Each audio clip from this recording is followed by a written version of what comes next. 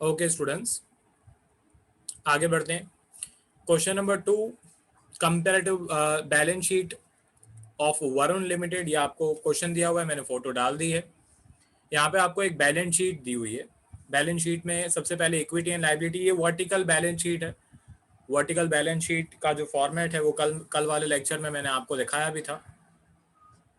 Normally liability and asset आप इस तरीके से बनाते हो साइड बाय साइड, पर अभी कंपनी एक्ट 2013 शेड्यूल 3 उसके हिसाब से हमको वर्टिकल फॉर्मेट जो है वो बनाना होता है, हॉरिजॉन्टल नहीं।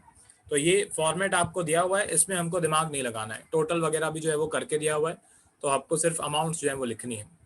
हर एक मेन हेडिंग जैसे शेयर होल्डर्स फंड, तो उसके नीचे एक और अमाउंट आपको दी हुई है शेयर कैपिटल। फिर नॉन करंट लायबिलिटी के नीचे आपको अमाउंट दी हुई है लॉन्ग टर्म बोरिंग्स, तो उसमें भी हमें दिमाग नहीं लगाना है। हमें सिर्फ पहले पूरा क्वेश्चन जो है वो कॉपी करना है। दिमाग में सिर्फ इतना रखना है कि आपको ओल्ड ईयर जो है वो पहले लिखना है। तो यहाँ पे 2 साल की अमाउंट्स आपको दी हुई हैं। सबसे पहले 31 मार्च 2021, ये न्यू ईयर है, एंड इसके बाद आपको यहाँ पे 31 मार्च 2020 की अमाउंट दी हुई है। जब मैं आंसर लिखूंगा तो मैं 2020 वाली जो अमाउंट है वो पहले लिखूंगा, एंड फिर मैं 21 वाली अमाउंट लिखूंगा। नीचे यहाँ पे मैंने फॉर्मेट भी बना ही लिया है, ठीक है, क्योंकि ये फॉर्मेट अभी बार बार बनाने में बहुत टाइम वेस्ट होता है। तो एक मैंने फॉर्मेट बनाया, कॉपी पेस्ट कर लिया। इसमें सारी हेडिंग्स है, ठीक है, इसमें सिर्फ मैंने हेडिंग्स वगैरह लिखी हुई हैं। तो इसमें जो भी अमाउंट्स वगैरह आती जाएंगी वो मैं अंदर डालते जाऊंगा। ये हेडिंग्स को भी मैं अंडरलाइन कर देता हूँ,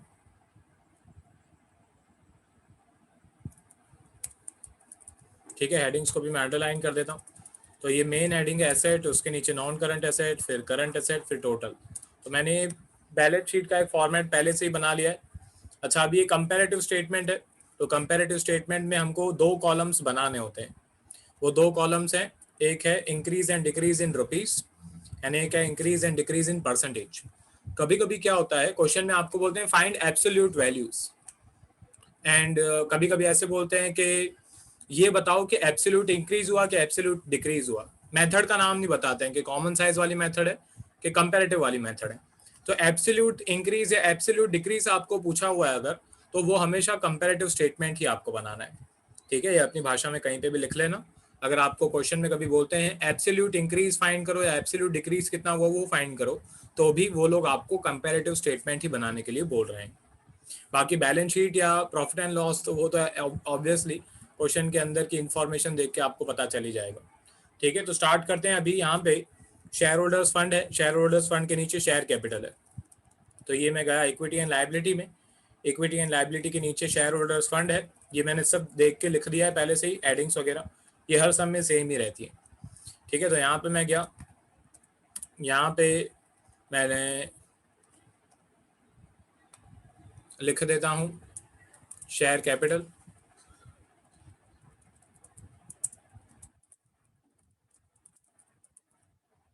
ठीक है। यहाँ पे ये मैंने लिख दिया शेयर कैपिटल। अब शेयर कैपिटल नोट नंबर वाला जो कॉलम है उसमें कुछ नहीं लिखते हैं कभी भी, ठीक है। वो आपके क्वेश्चन में भी सिर्फ शो के लिए होता है, आंसर में भी सिर्फ शो के लिए होता है, उसके अंदर कभी कुछ लिखते नहीं है, ठीक है। तो यहाँ पे शेयर कैपिटल की जो अमाउंट है, मैंने यहाँ पे ध्यान से देखो, मैंने पहले ओल्ड वाली अमाउंट लिखी है 31,320 वाली, उसके बाद मैंने यहाँ पे 31,3/2021 वाली अमाउंट लिखी है। तो इसका ध्यान रखना, नहीं तो सम पूरा गलत हो जाएगा।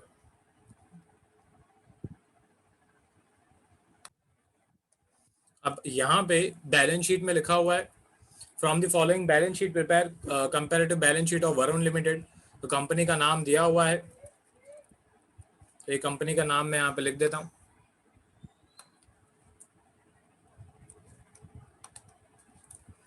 Comparative balance sheet of Varun limited.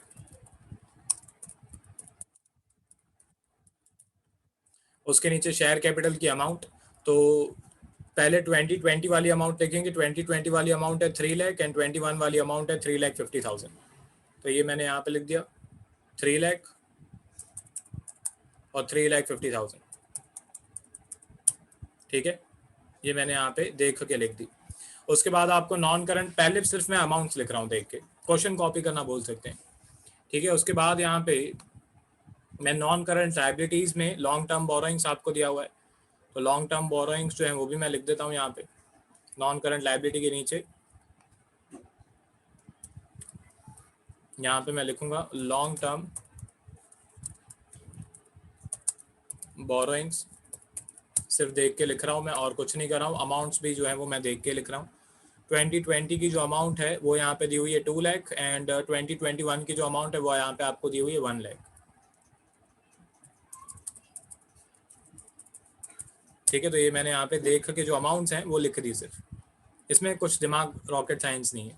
ये सबसे इजी चैप्टर है, वही रोज़ वही बोलता हूँ मैं कि अकाउंट्स में, आपकी 12th की अकाउंट्स में इससे इजी चैप्टर आप कभी नहीं करने वाले हो। इसमें सिर्फ प्लस माइनस मल्टीप्लाई डिवाइड है। अब उसके बाद है करंट लाइबिलिटीज। करंट लाइबिलिटीज में आपको दिया हुआ है ट्रेड पेएबल्स। ये सब चीज़ें क्या होती हैं, करंट लाइबिलिटी क्या होती है, नॉन करंट लाइबिलिटी क्या होती है, इसके अंदर क्या आता है, वो सब मैं बहुत डिटेल में, मैंने 2 दिन लिए थे, मेरे को अभी भी याद है। एंड 2 दिन में मैंने पूरा balance sheet and profit and loss का स्टेटमेंट के अंदर क्या आता है, क्यों आता है, कैसे आता है, ओके, हर एक हेडिंग के अंदर क्या आता है, वो सब मैंने बहुत डिटेल में समझाया है। उसकी भी, उसका मैंने ये एक्चुअली मैंने क्लास पे समझाया था, ओके, उसका भी लेक्चर बना के, मेरे को थोड़ा टाइम लगेगा पर उसका भी लेक्चर बना के मैं ऐप पे डाल दूंगा, तो आप वो भी देख सकते हो। ठीक है, फिलहाल तो अभी सिर्फ देख के लिखना है। करंट लाइबिलिटीज, यहाँ पे ट्रेड पेएबल्स हैं, ये मैंने यहाँ पे लिख दिया ट्रेड पेएबल्स। ट्रेड पेएबल्स की जो अमाउंट है वो भी लिख देते हैं। ट्रेड पेएबल्स की जो अमाउंट है वो 2020 की दी हुई है 1 लाख एंड 21 की दी हुई है 1,50,000। तो 1 लाख एंड 1,50,000 ये अमाउंट सिर्फ मैंने देख के लिख दी। जो 2 मेन आंसर्स हैं वो भी हम लिखेंगे। सबसे पहले क्वेश्चन, क्वेश्चन आपको पूरा कॉपी करना पड़ेगा। ओके, उसके बाद आगे बढ़ते हैं। एसेट में, यहाँ पे नॉन करंट एसेट में property, plant, equipment, fixed asset, tangible. ठीक है, ये प्रॉपर्टी, प्लांट, इक्विपमेंट्स ये सब आपको दिया हुआ है एंड फिक्स्ड एसेट हैं, ये टेंजिबल वाले फिक्स्ड एसेट हैं। तो सबसे पहले तो मैं नॉन करंट एसेट में जाऊंगा। नॉन करंट एसेट में मैं यहाँ पे लिखूंगा फिक्स्ड एसेट। फिक्स्ड एसेट में यहाँ पे मैं लिखूंगा टेंजिबल, क्योंकि ये हेडिंग है। एंड इसके नीचे जो भी प्रॉपर्टी वगैरह यहाँ पे दी हुई थी वो मैं नाम देख के लिख दूंगा। तो यहाँ पे दिया हुआ था प्रॉपर्टी, प्लांट एंड इक्विपमेंट, तो यहाँ पे भी मैं नीचे लिख दूंगा प्रॉपर्टी, प्लांट एंड इक्विपमेंट। ठीक है, प्रॉपर्टी, प्लांट एंड इक्विपमेंट ये मैंने यहाँ पे लिख दिया। अभी इसकी अमाउंट, तो इसकी जो अमाउंट है वो है 2020 की जो अमाउंट है वो है 3 लाख एंड 21 की अमाउंट है 4 लाख। 3 लाख 4 लाख, 3 लाख 4 लाख। टोटल भी दिया हुआ है तो टोटल भी देख के लिख ही देते हैं। 6 लाख 6 लाख टोटल है। टोटल की चलो मैं फॉर्मूला यहाँ पे लगा देता हूँ, मेरे को बाद में भी काम आएगी।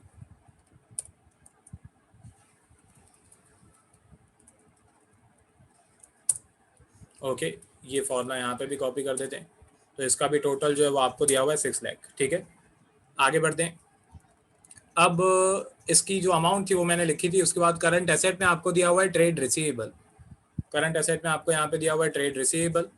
तो ट्रेड रिसीवेबल मैं यहाँ पे जाके पहले करंट एसेट में लिखूंगा।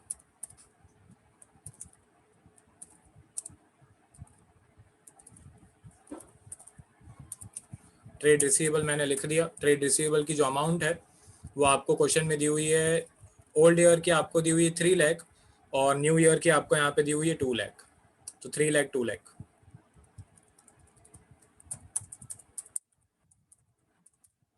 एंड ऑब्वियसली इसका भी जो टोटल है वो 6 लाख ही आएगा, क्योंकि बैलेंस शीट में हमारा जो टोटल है वो टैली होना चाहिए।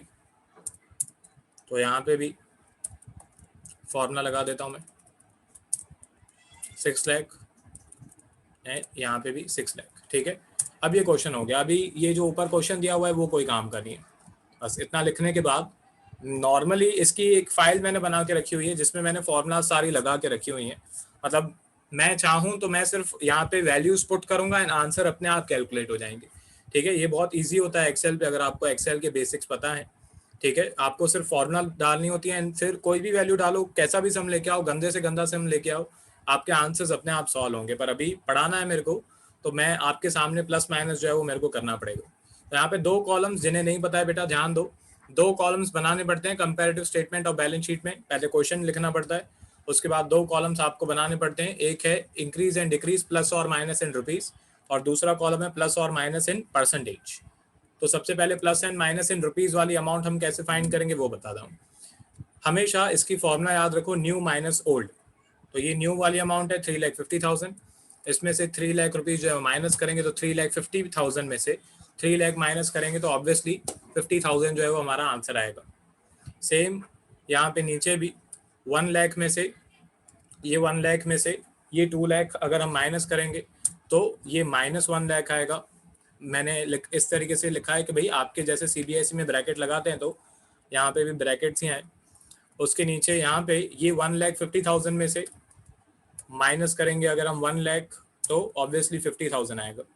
और उसके बाद यहाँ पे 6 लाख में से ये 6 लाख में से ये 6 लाख माइनस करोगे तो ऑब्वियसली टोटल जो है वो जीरो ही आएगा। या आप ऐसे भी फाइंड कर सकते हो, या आप इस सबको प्लस भी कर सकते हो। 50,000 प्लस 50,000 1 लाख, और ये 1 लाख में से ये 1 लाख माइनस वाला माइनस करेंगे 1 लाख माइनस 1 लाख तो ये हो जाएगा जीरो। उसके नीचे एसेट साइड पे आ जाते हैं। एसेट साइड पे दो ही अमाउंट्स हैं, ठीक है। यहाँ पे ये 4 लाख में से 3 लाख माइनस करेंगे तो 1 लाख आ रहा है। मैं फटाफट बताऊंगा अभी। ये 2 लाख में से 3 लाख माइनस करेंगे तो 1 लाख आ रहा है। तो यहाँ पे भी सेम, ये 6 लाख में से 6 लाख माइनस करेंगे तो जीरो ही आएगा। या आप ये 1 लाख में से ये 1 लाख माइनस कर दोगे तो भी जीरो ही आएगा। Super easy. ओके, इसके बाद यहाँ पे परसेंटेजेस फाइंड करना है। तो परसेंटेज फाइंड करने की जो फॉर्मूला है वो भी मैंने आपको लास्ट लेक्चर में भी बताई थी, इस लेक्चर में भी बता देता हूँ एक बार, अच्छी तरह से यहाँ पे लिख देता हूँ, इस इक्वेशन में टाइप कर देता हूँ, ठीक है। तो अगर आपको percentage increase and decrease in percentage अगर आपको फाइंड करना है,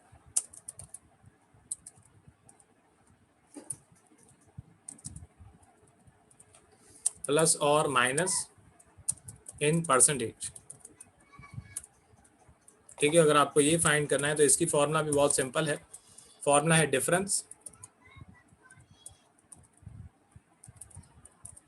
अपॉन ओल्ड ईयर वाली अमाउंट मल्टीप्लाई बाय 100।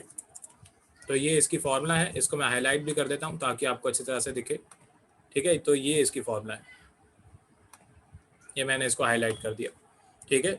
अब ध्यान दो, मैं साइड में आपको करके भी दिखाता हूँ। ये 50,000 डिफरेंस है, multiply by 100 and divide by आपको ओल्ड वाली अमाउंट करनी है। इस सम्स में यही स्टूडेंट्स की ज़्यादातर मिस्टेक्स होती हैं कि कैलकुलेशन प्लस माइनस में तो ऑब्वियसली आप अभी 12th स्टैंडर्ड में हो तो मैं ऐसा अज्यूम करूंगा कि आपकी मिस्टेक अगर आप अच्छी तरह से करोगे तो नहीं होगी, बच्चे नहीं हो आप। पर स्टूडेंट्स की मिस्टेक कहाँ पे हो जाती है, फॉर्मूला में। कभी कभी क्वेश्चन में आपको उल्टी अमाउंट्स करके दी हुई होती है, पहले 21 वाली अमाउंट फिर 2020 वाली अमाउंट दी होती है, जैसे इस क्वेश्चन में दी हुई है। कभी कभी जानबूझ के वो लोग नॉर्मली सीधी ही देते हैं, ठीक है। आपको 20 वाली अमाउंट पहले ही देंगे, 21 वाली अमाउंट बाद में ही देंगे। तो इसमें क्या है, स्टूडेंट्स आपको ध्यान देना पड़ेगा। आपको पहले क्वेश्चन को शांति से खुले दिमाग से देखना पड़ेगा कि कौन सी अमाउंट पहले या बाद में दी हुई है, उसके बाद आप सॉल्व कर सकते हो, उसके बाद आप शांति से सॉल्व कर लोगे, ठीक है। तो यहाँ पे 50,000 डिफरेंस है हमारा, multiply by 100 divide by 3 lakh करेंगे तो ये परसेंटेज आ रहा है 16.67%। परसेंटेज की साइन एक बार कॉलम में लगा दो, फिर बार बार लगाने की जरूरत नहीं है। और एंड ये पॉइंट में आ सकता है, ठीक है। तो ऐसे नहीं समझना कि पॉइंट में नहीं आएगा, पॉइंट में आ सकता है। आपको पॉइंट के बाद हमेशा 2 डेसिमल तक ही आंसर लिखना है। उसके बाद ये, तो यहाँ पे तो -1 लाख है। अच्छा, इसका परसेंटेज आप डायरेक्टली भी निकाल सकते हो। ध्यान दो, ये 2 लाख है एंड 2 लाख का ये 1 लाख पूछा हुआ है कि कितना परसेंटेज होता है, तो ऑब्वियसली 50% होता है। 2 लाख का आधा कर दो तो 1 लाख आएगा, ठीक है। पर -1 लाख है तो आपको परसेंटेज में भी माइनस की साइन लगानी पड़ेगी। तो थोड़ा अगर आप दिमाग लगा लोगे तो कैलकुलेशन नहीं करनी पड़ेगी, नहीं तो वर्किंग नोट्स में बार बार जाके 1 lakh upon 2 lakh multiply by 100 फिर 0 कट करके देखना पड़ेगा, ठीक है। तो थोड़ा दिमाग लगाओ। यहाँ पे 1 लाख माइनस में multiply by 100 divide by,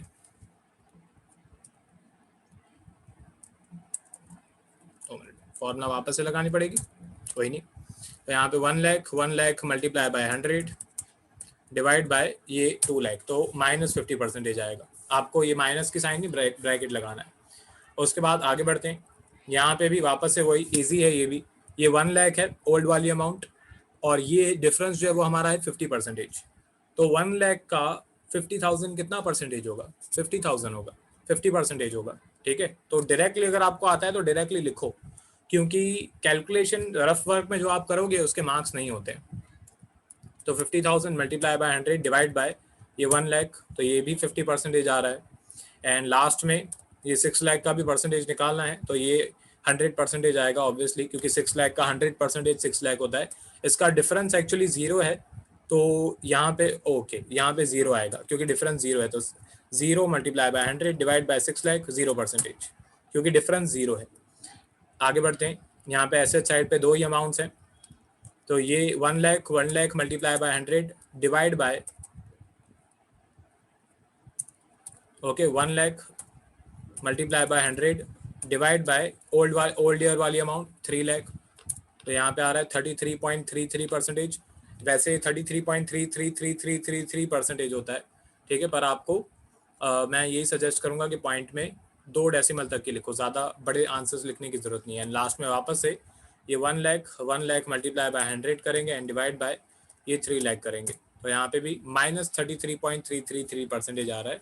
and last में यहाँ पे वापस से ये 0 मल्टीप्लाई बाय 100 डिवाइड बाय ये ओल्ड ईयर वाली 6 लाख, तो इसका परसेंटेज जो है वो भी 0% आ रहा है। तो ये आपकी कंपैरेटिव बैलेंस शीट हो गई। मैं एक बार स्क्रॉल कर देता हूँ। अच्छा, बहुत सारे स्टूडेंट्स क्या हैं, फिर लास्ट वाला परसेंटेज निकालते ही नहीं है। उनको भ्रम होता है कि सर यहाँ पे जैसे ही 1 लाख माइनस 1 लाख किया तो 0 आ गया, तो यहाँ पे भी ये 33.33 माइनस 33.33 तो भी 0 आ जाएगा। ये एक इत्तेफाक है, ऐसा हमेशा नहीं होता है। इसका जस्ट एग्जाम्पल ऊपर ही है, ये रहा, ठीक है, ये रहा। यहाँ पे ये 50% प्लस में है, ये -50% है, और फिर प्लस 16.67 है, तो आंसर 16.67 आना चाहिए ना, अगर आप प्लस माइनस कर रहे हो तो, ठीक है। तो वो जो मैंने आपको बताया कि प्लस माइनस करके आप ये टोटल वाली डिफरेंस वाली अमाउंट फाइंड कर सकते हो, वो मेथड आपको यहाँ पे नहीं करनी है, ठीक है, क्योंकि यहाँ पे परसेंटेजेस में प्लस माइनस करके आंसर नहीं आता है। आपको परसेंटेज हर एक इंडिविजुअल कैलकुलेट कर करके देखना ही पड़ेगा। तो ये अब मैं एक बार स्क्रॉल कर देता हूँ, ठीक है। ये क्वेश्चन नंबर 2 है आपका TS गरेवाल का, ये वॉल्यूम 3 का चैप्टर है, ये क्वेश्चन है और ये इस क्वेश्चन का आंसर है। मैं थोड़ा जूम आउट कर देता हूँ, ठीक है, पॉज कर करके लिखते रहना।